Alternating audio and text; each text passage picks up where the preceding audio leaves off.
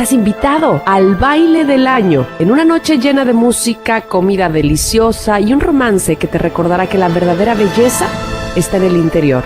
Sé testigo de una historia más antigua que el tiempo, la historia de La Bella y la Bestia. Han pasado más de 15 años desde que entramos por primera vez al castillo de un príncipe cuyo egoísmo lo condenó a una vida como bestia. De la mano de un candelabro y un reloj, descubrimos un lugar donde todo, absolutamente todo, es posible. Hoy, ese mundo cobra vida, literalmente. Emma Watson y Dan Stevens son los protagonistas de La Bella y la Bestia, una historia que transportará a más de uno a ese momento de la niñez donde el cine era el mejor pretexto para soñar. Where do you think it's the fine line between being Prince Charming and being a beast? I mean, it is a fine line, isn't it? I don't know where that line is. I think it's it really is.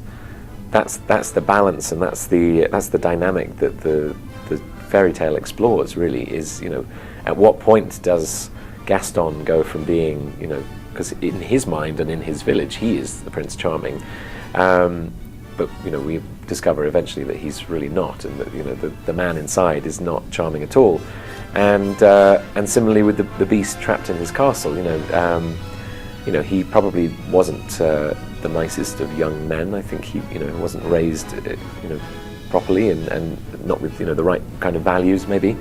But he learns his lesson, and I don't know. I think it's the key really is love, and the connection that he feels with Belle is what really unlocks that turn, that change.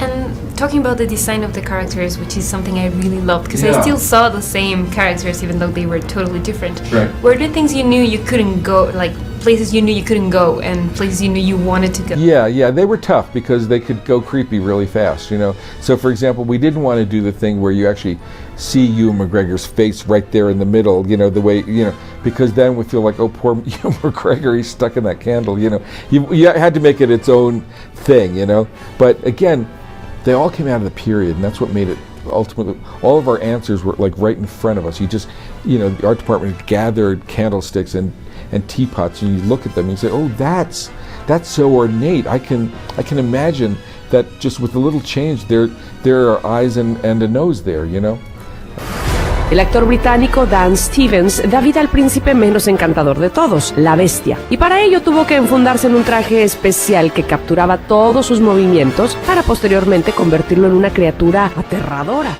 Please tell me a little bit about how the beast looks on set, because I know it was part you, but it was part done, and do you still see yourself when you see it fully done?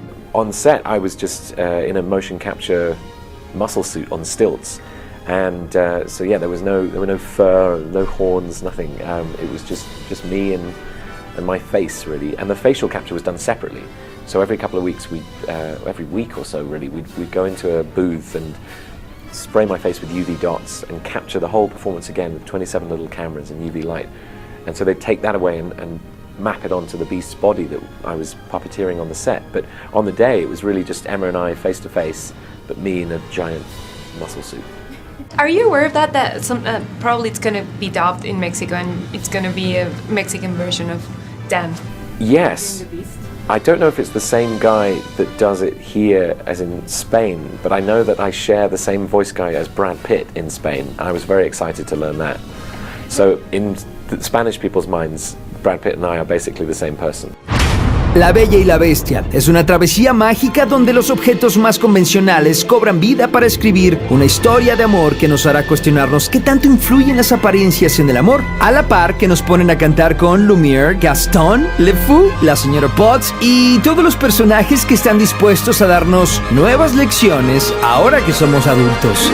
And I know there was some hesitation at first on what kind of film you wanted to make.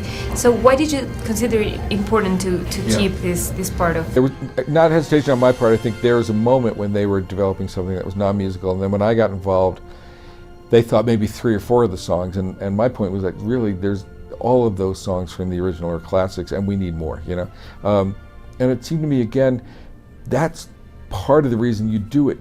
You play that trailer that we first revealed like 9 months ago, and you hear da da da da da da dum, you know, and you're right back there, right? The power of music to get you back into an emotional space. I can't tell you what it's like as a filmmaker to be able to depend on that, you know. So I need to ask you, everyone's singing these film's songs since 2 days ago when we watched the film. Does it ever go away? The Beauty and the Beast tune? Yes. No. Ever? It's the catchiest song I think I've ever come across in my life. It's definitely in my head every morning when I wake up, especially at the moment. La mesa está puesta, la vajilla danza para disponer los platillos más exquisitos y el piano está entonando su mejor melodía. Your dinner. ¿Estás listo para enamorarte?